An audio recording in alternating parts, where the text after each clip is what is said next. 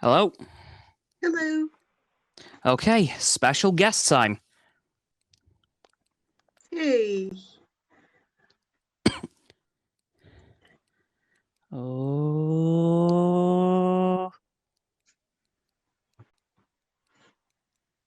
Hey. Howdy, howdy. What's going on? Hey, Rodney. This is hey, man. cool to actually be talking to you for the first time. This is fantastic. Same goes, man. Wait. I just want to quickly mention something. Hey, Roxanne, do you see the star by your name? Yeah, I do.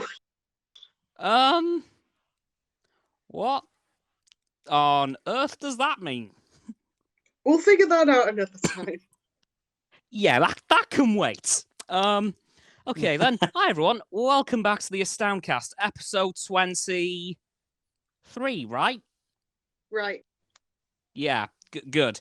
23. And as you can see, we have a special guest, someone who I've mentioned on my channel quite a few times, Rodney, aka the after credits scene. Hey. Woohoo! Now, the reason I've brought Rodney on is because What If has just finished, and I made a little idea with him a few months ago when What If started, that when the show ended, if he would like to come on and talk about the final episode, we could indeed get that arranged. So, here we are. Well, and I'm going to make this a little... We spent a lot of time just messaging on Facebook Messenger about our different theories about stuff. And I think I mentioned to you, dude, we need to be doing these for content purposes because we're having these deep, in-depth Marvel conversations, and we should be recording them for the world to see. Oh, absolutely. Yeah, like, honestly, I'm going to make this a little Marvel special, so we're going to be talking a lot of Marvel stuff today. Yeah. Including the final episode of What If, which I have just rewatched to refresh my memory. Black Widow, if you've seen that already, I'm assuming. Yep. Thank goodness. And a ton of other Marvel stuff. So, let's start off with What If, episode 9, What If the Watcher broke his oath. And I think we can both agree that it was absolutely phenomenal.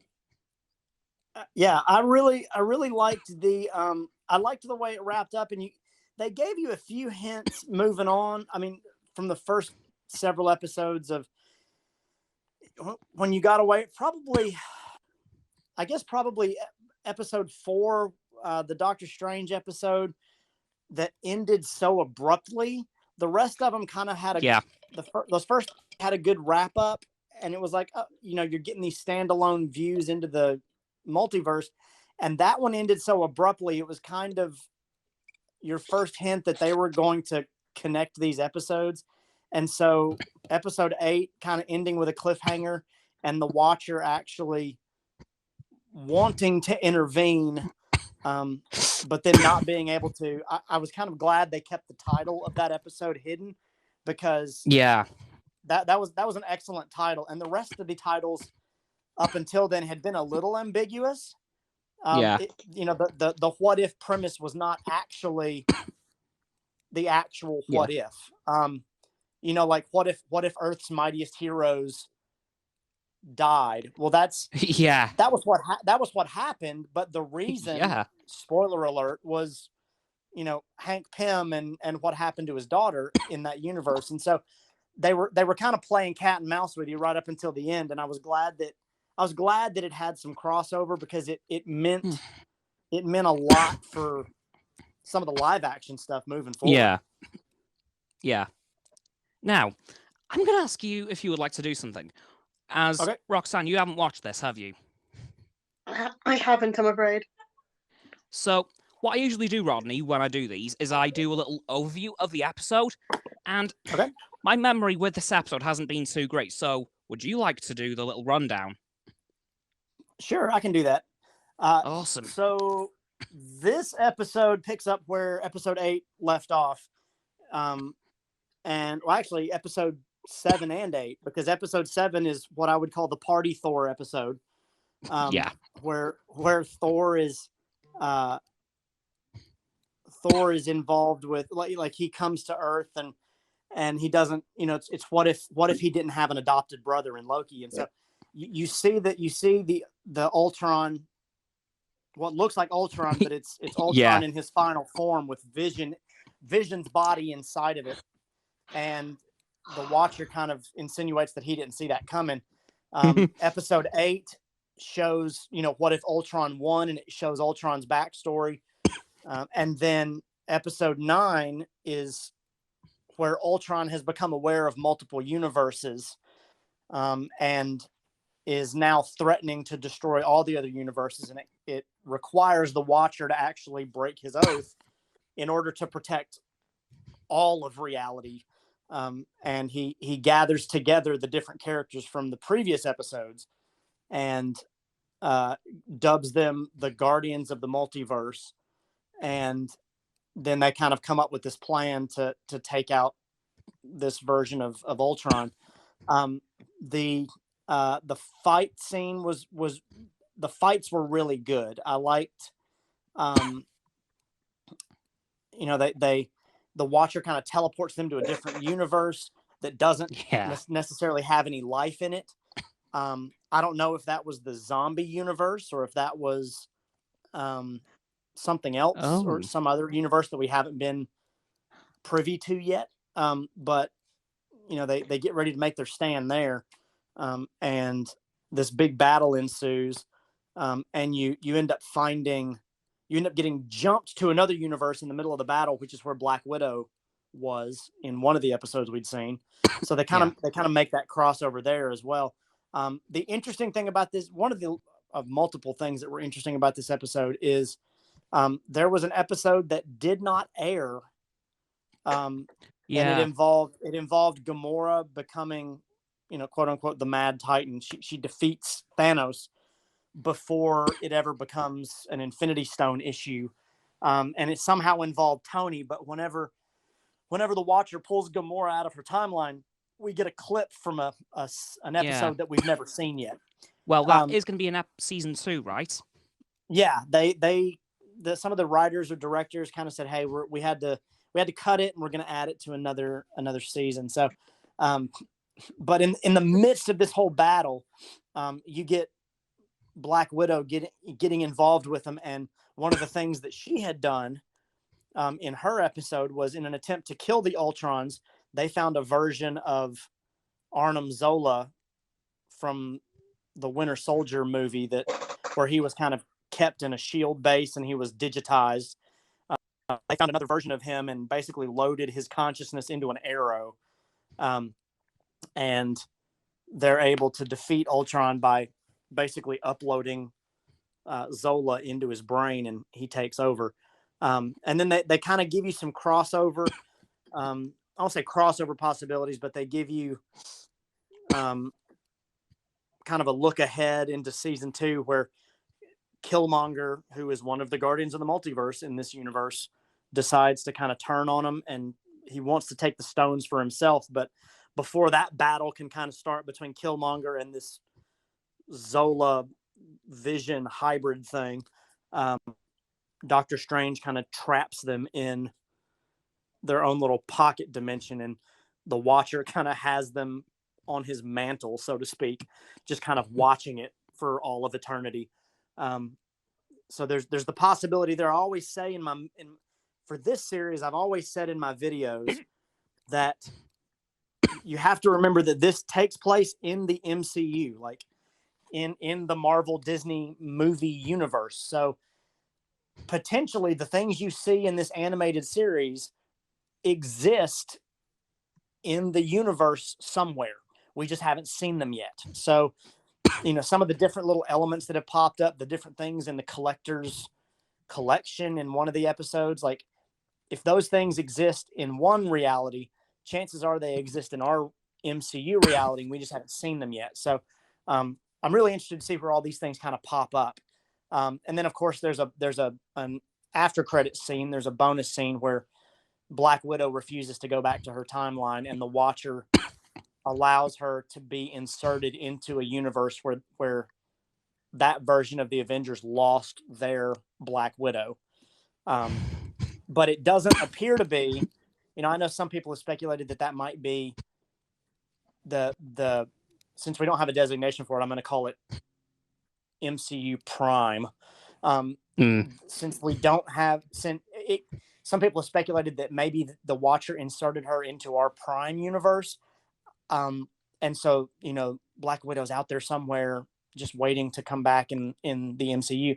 I don't think that's where they put her, because whenever he inserts her into that universe, it's the Avengers fighting on a helicarrier against a whole wave of Ultrons.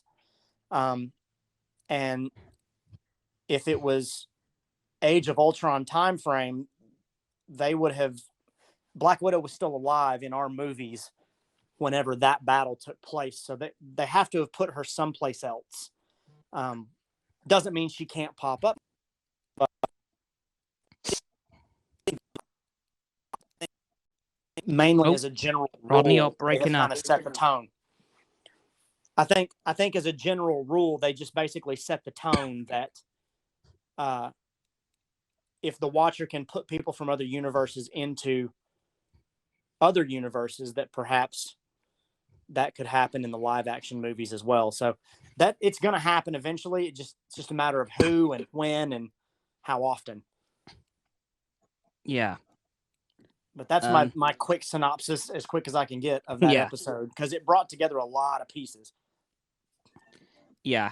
And there was also another post-credit scene. I don't know if you actually saw this, but I've just seen it for the first time now, rewatching it. Well, Captain Carter's brought back to her native universe. Black Widow from her universe shows up. Right. Yeah. Yeah. And then shows her the Hydra Stomper. Yeah, they're actually and there's someone inside. Yeah, exactly. That episode, whenever the Watcher takes her, when he takes Captain Carter at the beginning of episode 9, she's actually playing out events that we saw in Captain America: The Winter Soldier. Yeah. And so they're about to board the Lemurian Star ship where Captain America fought Batroc, but in this reality, obviously, it's Captain Carter. And at the end of it, Black Widow shows her that there's that Hydra Stomper, and she remarks that there's somebody inside of it. So presumably that story will continue in season 2, and she's gonna get reunited with Steve somehow. So that'll be interesting. I'm interested to see if they just do continuations of the other episodes, how many of those they do, because they've already teased they're going to do some new what ifs that have phase 3 and phase 4 characters in them. So does that mean new standalone stories and new realities, or does that mean that they're incorporating them into the stories we've already seen? That's going to be fun to see what they do with that, because they got a lot they can play with. Yeah. But so, Roxanne, how cool did that episode sound? For me, just hearing it now, honestly, that does sound very interesting for me to watch. Since I don't have Disney Plus myself, I can't watch them. But hearing the overview scene there, it brings up a lot more questions than we're left with. Oh yes. Oh yeah. Definitely. But hopping back to what you were saying a few minutes. Oh, sorry. No, it's all good. I was going to say, hopping back to what you said a few minutes ago about them bringing in stuff from What If into the main MCU. There are some very, very strong rumors that Captain Carter will be making an appearance in Doctor Strange: Multiverse of Madness. Ooh, that would be fantastic. I know.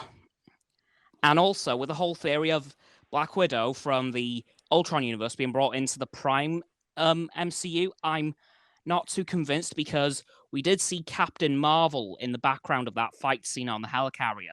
Yes. And of course, sadly, by the time that Captain Marvel was around, Steve Rogers and Tony Stark had, of course, pretty much died. Yep. So unless it's in the 5-year gap between Infinity War and Endgame, which I'm really curious as to what happened in that time frame, by the way, I don't think it's going to be that. sadly. Yeah, I don't think so either. I think it's probably just another teaser for a different episode in a different reality. Yeah, because they get to introduce, and those last 2 episodes gave you a lot of ground building for the rules of the multiverse and some things that I think you're going to see in the future. One in particular that I was wondering about was how are they going to distinguish between jumping between different realities and how that looks different visually from, like, say, Doctor Strange creating a portal and going from, one place to another in the same world. Because there has to be some visual cue to let you know, oh, we're in another universe. Like there was at the end of Loki when he runs into the room and the statue has changed. Like they'll do some of that for twist purposes, but whenever they start bouncing and showing you that they're moving, there has to be some kind of visual marker. And I think it's going to be, one of the fight scenes where the Watcher and Ultron are fighting. As Ultron is punching him, he's punching him through different realities. And when he does that, the way that they show them breaking into a new reality, the portal looks like you're breaking glass, but it looks like a bunch of prisms that they're kind of fading through. And even where the Watcher is watching all these realities, the walls look like prisms. So I think you're going to see that pop up a bunch, and that's how you're going to be able to tell, like, oh, they're in another reality, or they've just moved to another reality, or they've stepped through a portal, or something like that, because they've got to set up those rules, but otherwise it's going to get way too complicated, and I think you're going to lose viewers because they won't be able to keep up with it, and it's not going to be interesting anymore. If you go, oh, well, they're in this reality and that reality and this one and that one and blah, blah, blah, it gets confusing. So they're going to have to do that. What they didn't do either, that I'm waiting for, is that I think they'll do in Spider-Man No Way Home and in Doctor Strange too, is give distinctions or designations to the different realities. Like give them different names, different numbers, different something like that. They're going to have to, for you to be able to keep track of it. Well, what they could do with that is use the Marvel Comics convention for differentiating the universes with the numbers. Like the main MCU, well, the actual MCU number is Earth 999999, and of course we have 616, which is the original universe, 1610, Miles Morales, and so on and so forth. Yeah, it'll be interesting to see if they stick to that convention, because as soon as they do, it wouldn't surprise me if they didn't. But it wouldn't surprise me if they did either, because as soon as they tie it directly to the comics, you're going to have people going, well, if this is Earth 616, then that means that this person's there and this person's there and that person's there, and you're going to have fans that get upset because you haven't seen a certain character yet, or a certain character's arc doesn't follow the comics. So it'll be interesting to see what they decide to do with it. But as I like to joke, in Kevin Feige, I trust, because that dude knows his stuff, man. They've got a board or a notebook or something, and he knows what's going to be happening for the next 10 to 20 years in that universe. Oh, goodness, yes. Yeah. So it's going to be really cool to see. But I think how they'd get away with that is by naming the MCU Earth 999999, so it isn't 616. Yeah, you have to give that universe its own designation for sure. Yeah. And then beyond that, what they choose to pull in is going to be anybody's guess, or what they choose to call them. Yeah. Yeah, like, there's a lot of interesting things that could happen. Like, I'm really looking forward to No Way Home, because that's, like, I know Loki and What If have very much hints, like, kind of slowly dragged us into the multiverse, but I think No Way Home's going to fully bring us in 100%. Yeah, I think it's going to answer a lot of questions that because the convention of, it's good that they've added the TV shows directly in with Disney Plus, but the movies are, as far as their marketing model, like, as much as you don't want to talk about that, you kind of have to to kind of get an idea of where they're going, because as a marketing model, you don't need to tell stories that are so directly connected to the movies that if you do something in the TV show, you then have to explain it again in the movies. It needs to be connected in such a way that the movies tell the main story, and then the TV shows give you the coloring and the filler. And so if you don't, kind of like a meal with sides, like the movies are the main food, but then the TV shows are the sides. And if you don't eat the sides, you still get full. And so just from a marketing standpoint, they're going to have to, in the movies, give you a broader and a fuller explanation of exactly what's going on in the multiverse and how it works in that movie and in Doctor Strange. Yeah. Because they just teach, it's there, and it's possible to do these things. And What If gave you a lot of rules, but there's several things they haven't explained that they're going to have to explain. How do you get from one universe to another? How did it happen? How did it get created? Not created, but how was this there the whole time and we didn't know it? And how do we go from reality to reality? And what does that mean when you do that? And what does it change and what does it not? The cool thing, though, is I think as the characters discover that, the audience is going to discover it at the same time as the characters.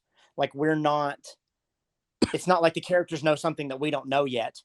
And they're having to introduce it to us. Like, we're all going to get that information at the same time. I think that's how they're going to play it. Definitely. But once they do that, the possibilities were already wide open because of the amount of content that they had to pull from. But once you start saying, oh, there's a reality where, this person didn't exist or that person didn't exist, like, they can do whatever they want to. There's a reality where everybody's made of yarn and, whatever, like, just craziness. Yeah. Yeah, there is a lot of crazy stuff they could do in Multiverse of Madness and in No Way Home. And honestly, I can't wait for either of them, really. Oh, yeah.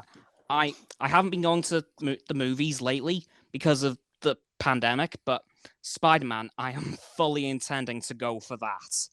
Oh, yeah. Shang-Chi, if I could give a suggestion, if you do go see that in the theaters and you're able to watch it in 3D, I did not watch it in 3D, and I was actually kicking myself thinking, man, this would have been good in 3D.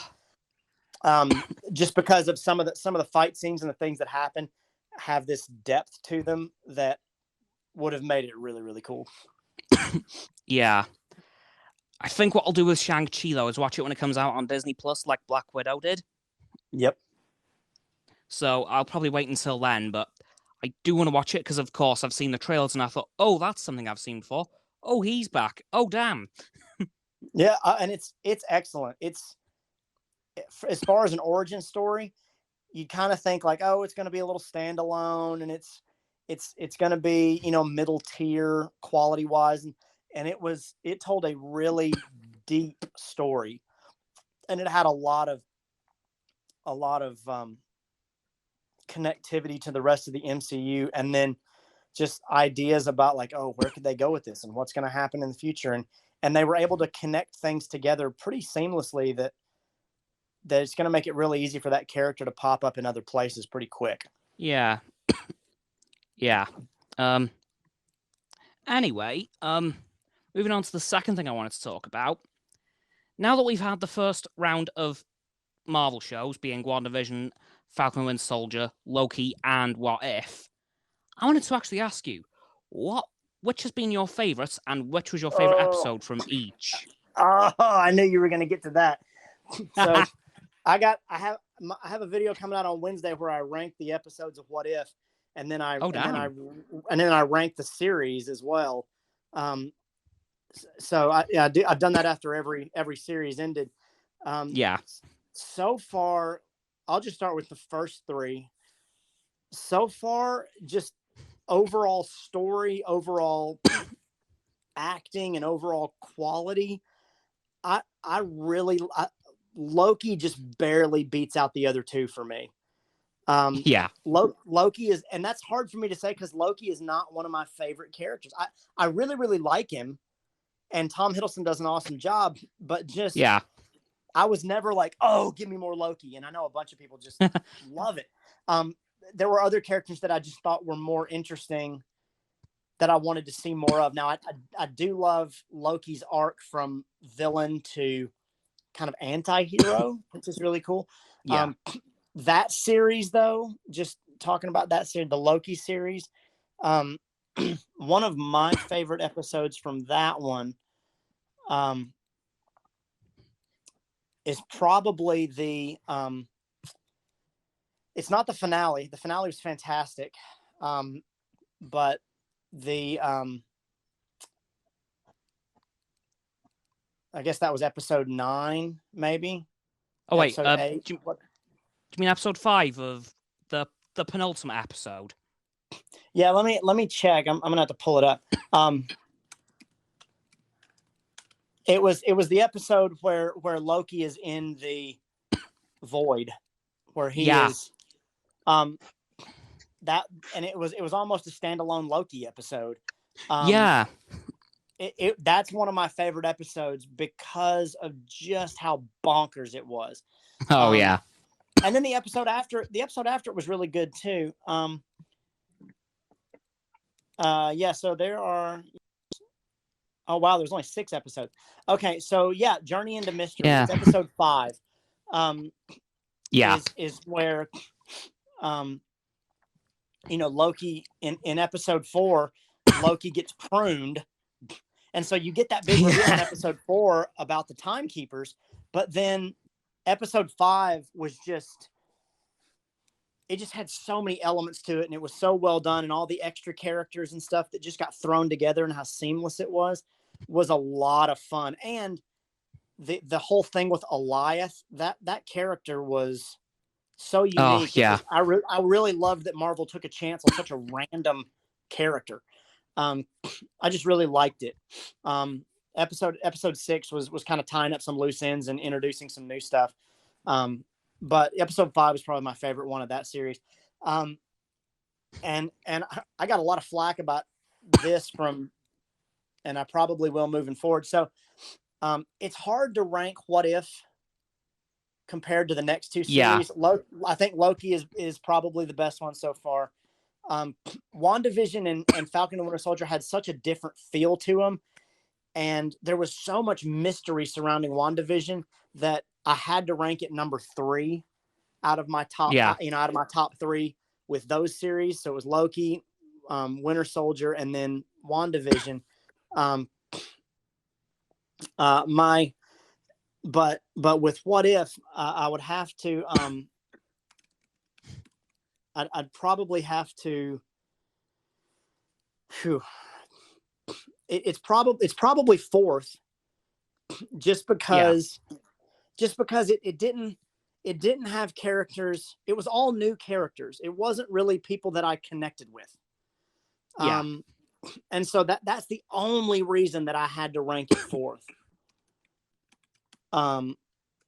But out of What If, I think my favorite episode. Can you hear me? Am I cutting out again? Yeah, I can hear you were, but I can hear you now. Okay. So out of the What If series, I'll go through those pretty quick. The What If series, my favorite episode of that one, it's hard to beat that T'Challa Star-Lord episode, but and the zombie episode was something people were clamoring for a lot. My favorite episode was actually the What If Ultron 1 episode. Because you got to see the Watcher. It involved the Watcher a little more, but even though he didn't do anything, it was just you got his perspective more than just a narrator. It wasn't just here's this story and let me tell you about it. The Thor episode was a lot of fun. especially after you'd had so many episodes that were just so bleak. But the Yeah. What If Ultron 1 episode was really, really good as far as just a standalone episode with some good Easter eggs in it. And then that T'Challa Star-Lord episode was, because it was Chadwick Boseman and because of how different that universe was, just placing him where they did. Oh yeah. Was good. WandaVision is really easy for me to tell you my favorite episode. It's the penultimate episode where Agatha walks Wanda through her old trauma. Oh yeah. Really, it's where you get that ultra, or where you get that Vision quote.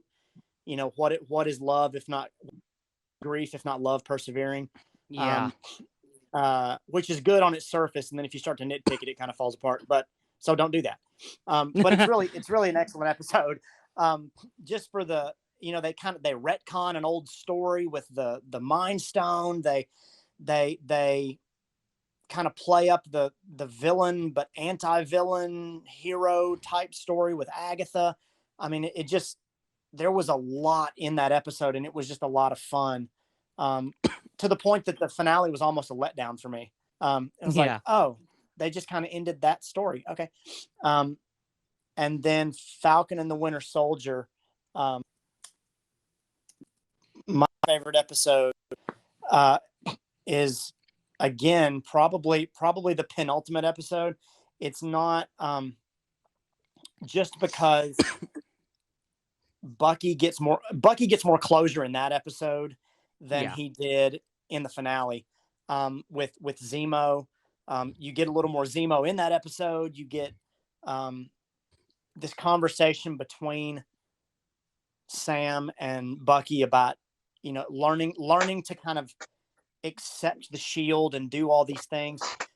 You get Isaiah Bradley in that episode again, so Falcon you get a lot of the closure and a lot of the story arc closure before what ends up becoming teasers and just big battle in episode 6, which episode 6 was awesome because of getting to see Anthony Mackie in a Captain America outfit. It was awesome. And for me personally, it was awesome because I'd been telling people for weeks and weeks on my videos that Sharon Carter was the power broker, and people were going, no, she's not. No, she can't possibly be. And including me. And as soon as she did, I was like, it's fantastic. I think I woke my family up because I was watching the episode early in the morning. The other episode in that one that would get an honorable mention from me is episode 3, where they go to Madripoor, because it was world building. It was a totally new city, and they did an awesome job of creating this whole new universe, this whole new world or city within our world that we hadn't seen yet. And it was just really, really cool. But again, that I'm comparing, on a scale of 1 to 10, I'm comparing 4 series that were probably, 8 out of 10. 9 out of 10. I would probably put the What If series at a 6 or a 7 out of 10, just because, one, it was new stories, and so there wasn't a lot to connect it to the main universe. I suspect season 2 will probably change my mind a little bit, but they've all been so good so far.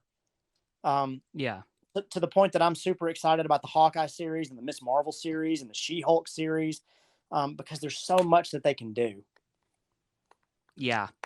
I'll admit, I've had trouble ranking the 4 shows, but I definitely have favorites from each. Oh yeah, I gotta hear this. Okay, I'm gonna start at the beginning. WandaVision, my favorite episode. Bit of a strange one, but you'll understand why in a moment. Episode 5. Okay. Because it was the 80s episode, and of course we had a pretty big reveal in the 80s episode. Oh yeah. Yeah. That's a good one. Yeah, when I saw him, I literally played the X-Men cartoon theme on repeat all day. I was so happy. Yeah, that was excellent. I don't think they're done with him. And I know a lot of people were upset that they just used him for a joke at the end. I don't think, and I have a couple reasons for it. One was the way they revealed him, and two, the way that they described Agatha Powers did not fully cover who he was and what they did with him. Furthermore, the whole series is wrapped around grief. So if you're going to teach the audience the lesson that one of the stages of grief is bargaining, and that people in deep grief can deny that somebody is who they say they are, to the point that they're just willing to accept something because they want it to be true.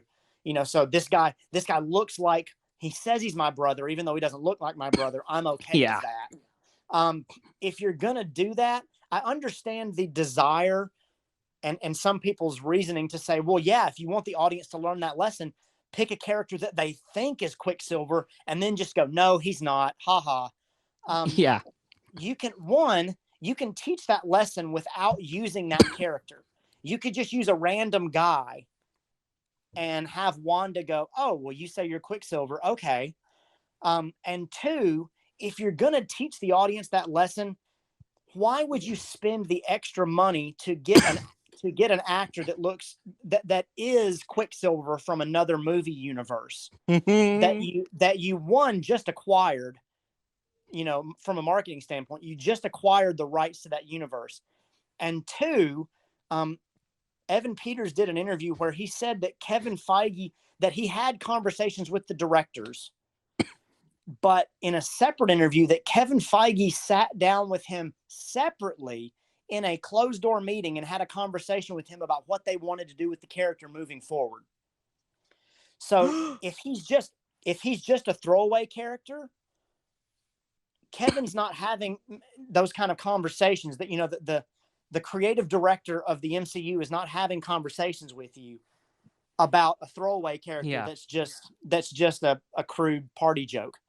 And so I think they're going to pull him or something in later on, in a way that we probably haven't realized yet, or something like that.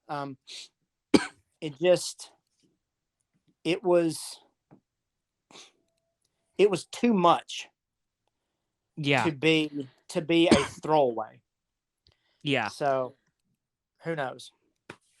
My theory with that, I'm probably going to mess up the explanation of this again, but I think that he's actually a triple red herring.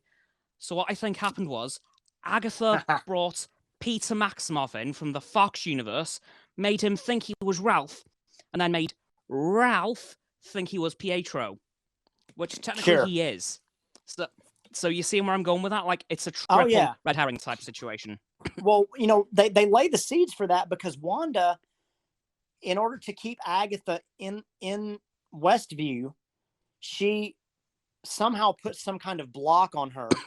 Not just the runes on the bubble that we see in the last fight, but she turns her into like what looks like just a 70s housewife, a 60s housewife.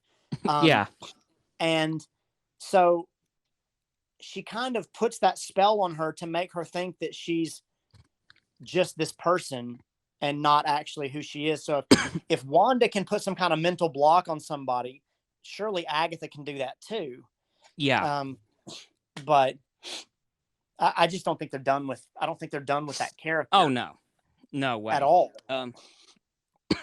But Roxanne, I'm curious what you have seen and what you are interested in, because we've talked our ears off. Yeah. To be fair, I mainly listen to how Cameron explains it, so because I do watch the films, I don't watch like the series and such. So listening to it, we've got to figure out. We should just start a GoFundMe on this podcast right now to get Roxanne Disney Plus.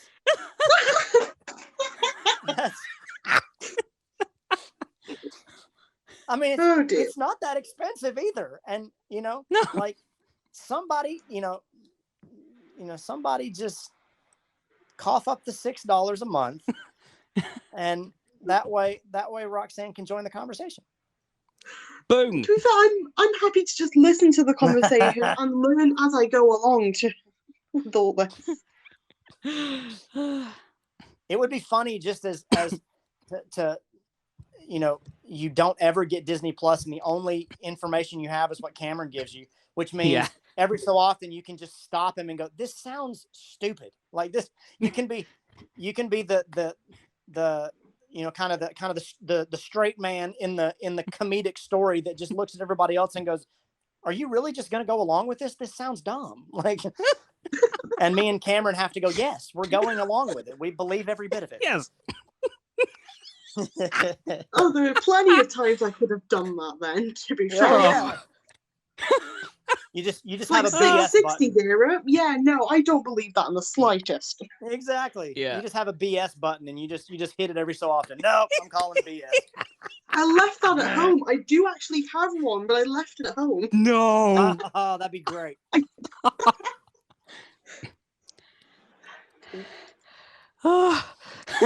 But yeah, as for my final three, I'm just going to rattle them off real quick. Favorite Falcon and the Winter Soldier episode 2, because Star Spangled Man with a Plan is possibly one of my favorite pieces of music from the MCU. Oh, yeah, it's so good. So glad to see that back. Like, I screamed when I heard it being played by that marching band.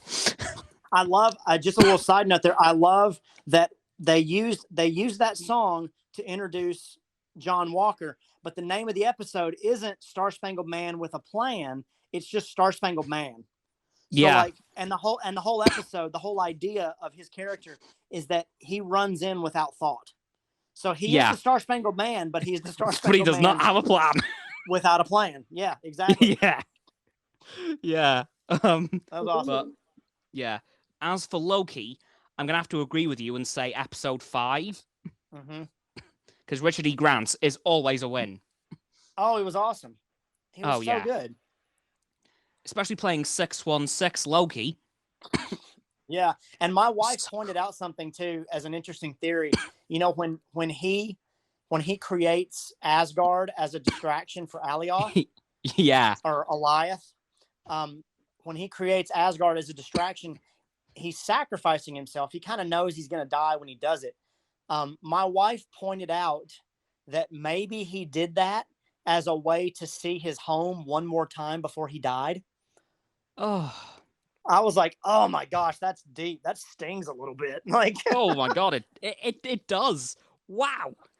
I was like, oh, I mean, just me and my wife alone watching it at the house. I just kind of had to give her a slow clap. I was like, that's excellent. The feels. Ugh. I know. That was good. Yow. I was like, geez, man, that's great. But as for What If, I'm going to have to say episode 8. Roxanne, you know why this is the case. Oh, yeah, I've heard enough of that from you. Oh, but you'll hear it again. Roxanne, what does he keep telling you? I'd rather let Cam explain, because he always seems so excited to explain it. Okay. And I very much am. Well, you know when Ultron was bashing the Watcher through different universes? Yes. Oh, is this the Star Wars reference? Are we about to get the Star Wars crossover? Yep, I'm afraid so. There it is. Yep. There it is. I was so happy, because now the Star Wars universe exists in the films and the actual universe in the MCU. Is it, or what if it's just the artist was a Star Wars fan and he just decided to draw Mustafar? What if he just drew it because he liked it? Because he liked it. Oh, yeah. Right. Okay. A little bit of backstory here, Rodney. During the early days of the AstoundCast, like in the first couple of episodes, actually, a few weeks before the first episode was done, my brain went off on a massive tangent. I was lying in bed trying to go to sleep, not working, so my brain came up with this: the biggest film crossover in history. And there are small things that are actually kind of, starting it up, because I did link a few things together, like Star Wars and Marvel, because of Disney. Yeah. But I'm not going to explain it all now, because that'll take way too long. But yeah, like honestly, when I saw Felucia and Mustafa, I freaked out because I think I have a strange feeling that they're not just going to have those as a little throwaway. I think they might make them canon because the MCU doesn't do anything by accidents, do they? Not necessarily, but they do. But they do. Sometimes they do throw something in just because, like, an artist or a director liked that thing. Yeah. So, like, one of my favorite movies of all time is Mallrats. It's this movie by Kevin Smith back when and nerds are gonna hate me on this because Kevin Smith is like nerd god now. But back when Kevin Smith could actually make good movies, he made Mallrats, and he had this Jersey trilogy of Chasing Amy, Mallrats, and Clerks. And Mallrats has Jason Lee in it, who is an amazing actor, and he's in a ton of stuff. But it's hilarious. It's actually got Michael Rooker in it too. But in Captain Marvel, Stan Lee is on the bus where Captain Marvel sees him, and he's reading his lines for the movie Mallrats because he actually has a cameo in Mallrats. So there's little things like that where you could go, oh, well, Mallrats is in the MCU now, which means blah, blah, blah, blah, blah, blah, blah, blah. I wonder if sometimes they just throw things in because they like them. But I tend to think the Star Wars thing, they might, I mean, they could always do it with the multiverse because they could go, oh, here's this universe you can't get to, but they kind of cross over. Yeah. But it might be this thing that that Disney and Marvel just kind of poke at each other about forever. That it's just this running joke, like, hey, do you want to see the nerds go crazy? And they put an X-wing fighter in the background. You know what I mean? And they never do anything more with it. They just go, this thing. That would be hilarious, and I think it would be the greatest running gag ever if they just threw that stuff in. But I'm clinging on to hope because it is based on the multiverse, and of course, Star Wars is a different universe, and it could exist within the Marvel multiverse. So I'll admit, I cried like a baby. Although, if it is a long, long ago in a galaxy far, far away, then presumably all of the stuff that is canon for you in the Star Wars world happened pre-Marvel universe. You're going to make him think now. I know. I'm already thinking. Already thinking. Oh, no. Oh, no. It would have to be new characters. It would have to be new characters that were, great, great, great, great grandson, granddaughter, descendants of, so on and so forth. Theoretically. Oh man. Roxanne, I did that just to help him lose sleep tonight. Yeah, but that's gonna make me lose sleep now for listening to his theory. Well, all the more reason for somebody to pay for you to get Disney Plus so you can watch something and not have to listen to the camera and talk about Star Wars. Oh dear. You know what? We might just set a GoFundMe up at some point, just so somebody can do that as a joke. Yes. It's a really easy GoFundMe. All somebody has to do is give $6 a month. That's it. $12 a month. It's not bad.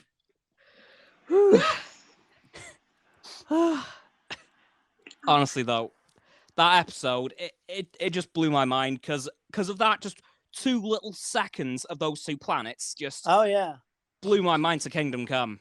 Well, and there's a Galactus reference in there too. Yeah, they throw 2 shots of Ultron, looking a lot like Galactus in a very huge form, swallowing a universe. I tend to think they did that to be like, let's see how the fan base reacts to this. Yeah, so they can kind of, it's almost like they're crowd testing the design of that character, and if people like it, they're like, okay, we can get away with that, and if they don't, then they go, try something else. Yeah, like they just put that in, like, okay, we just blew every Star Wars Minds fan to pieces, let's do it again. Exactly. It was amazing. Oh man, we haven't even talked about Black Widow yet. Oh, I know. Oh, so what did you think about it? Very, very different. Yeah, incredibly dark. It was. Would you say you have a favorite moment in it? Ooh, that is a very good question. See, that was hard for me too. Yeah. Oof. I think it was when spoilers, by the way, Roxanne. When Alexei finally got the Red Guardian suit back on. Yeah. Because I don't know why I just found that really cool, because he's literally the Russian Captain America. Yeah. The goodness, my review for that episode, for that show, I didn't do it, besides the fact that I was super busy over the summer with my full-time job. I waited because I thought, man, there's so much here. I need to rewatch it. Yeah. And do a proper review of this movie, and my review for that movie is like 35 minutes long. I turned it into a podcast too, because there is so much subtext in that movie about the different, like the about family, about right and wrong, about capitalism versus communism, about toxic masculinity and independent, strong female characters. I actually, as far as a strong, woman empowering movie, I thought this was better than Captain Marvel. Captain Marvel had a lot of beats that were just too on the nose for me.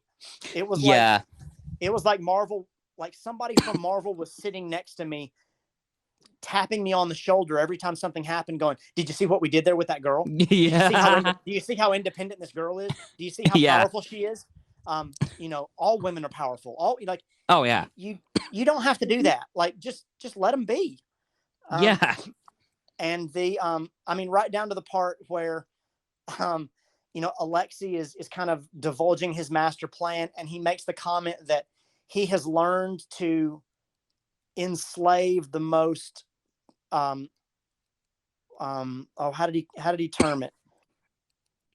The most wasted or the most valuable resource on the planet.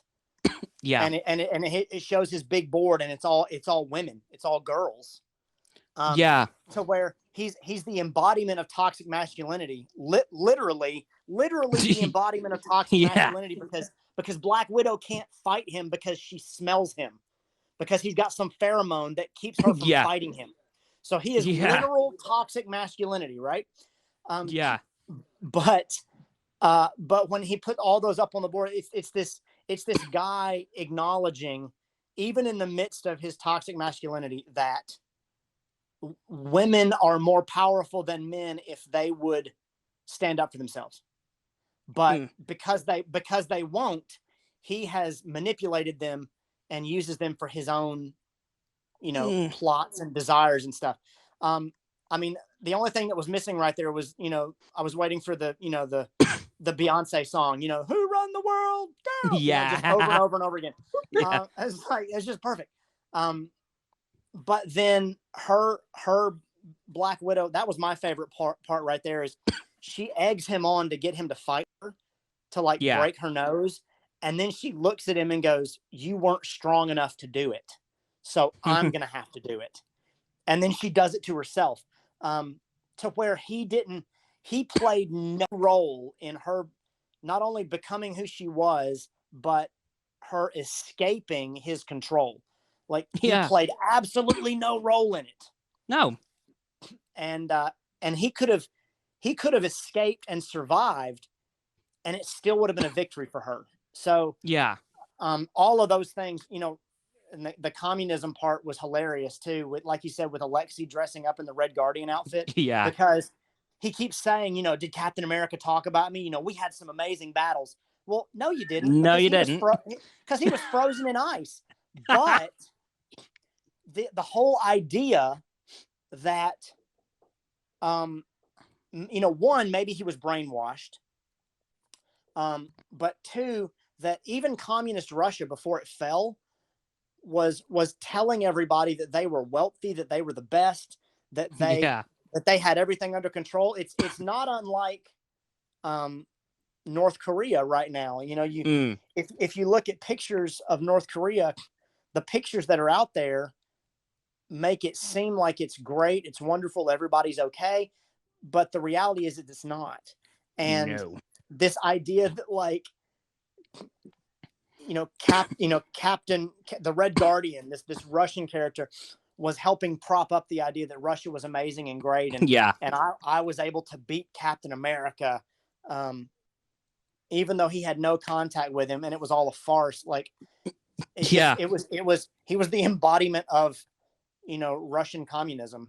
He was a poster boy. He was a poster boy, and having to come to grips with that was, they played it off for humorous, but it was it was very sad to kind of watch him and have to, like, relive his glory days. I think Yelena stole that movie.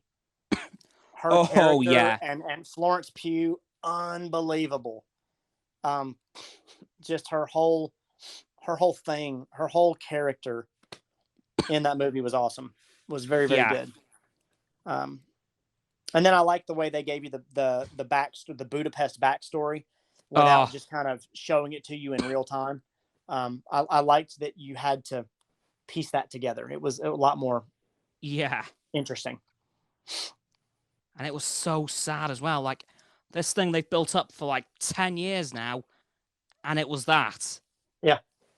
It was rough. And the whole, she's got blood on her ledger.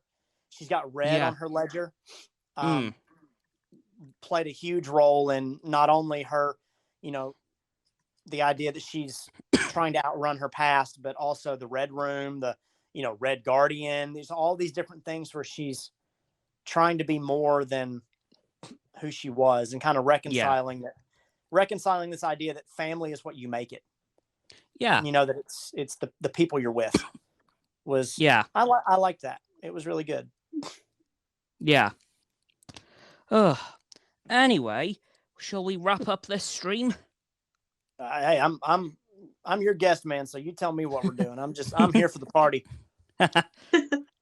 Roxanne, that sound good to you? Yeah, that sounds fine if you look at the time anyway. Yeah. Right, yo. Thank you ever so much, Rodney, for coming on. Hey, man, thanks for the idea. This has been a lot of fun. Yeah. Oh, yeah. I definitely need you back at some point. Yeah, man, we got to do this more You're often. more than welcome anytime. We've got a spot for you always. Absolutely. That's fantastic. It was nice to meet you too, Roxanne. I've never talked to you before. The pleasure to meet you as well. Hey, we could always do this again at the end of Hawkeye. Absolutely. I think we should do this at the end of all these series. It would be a blast. Yes. Catch up on the movies and everything else too. Oh, that sounds amazing to me. The only thing left to do after we've talked online, we've talked, via voices like this, via podcast. The only two things left to do now are to do a video to see each other in video form, and then for me to fly to England at some point, and Wales, we all just have a party. Oh yeah. God. Yeah. Definitely. Anyway, that'll do it for this stream, guys. As always, if you're watching live on stereo, don't forget to follow me here on stereo. Would you like people to follow you on here as well, Rodney? Sure, man. I'll put my podcast and stuff on here too. Cool. Right. Don't forget to follow Rodney here at the After Credit Scene, and Roxanne as well at Roxo. Or if you're watching on YouTube, don't forget to subscribe to my channel, Roxanne's at Meonette, and Rodney's, once again, the After Credit Scene. I'll leave the links in the description if you guys want to go check that out. Don't forget as well to follow me on Facebook, Twitter, Instagram, and TikTok. I will definitely post something on there at some point. Probably. Don't forget to follow Roxanne on her blog. And do you have anything else you want people to follow you on, Rodney? No, I'm gonna put this up. You're gonna share it with me, so I'm gonna put this up on my YouTube channel, and then I'll probably put it up on a podcast as well.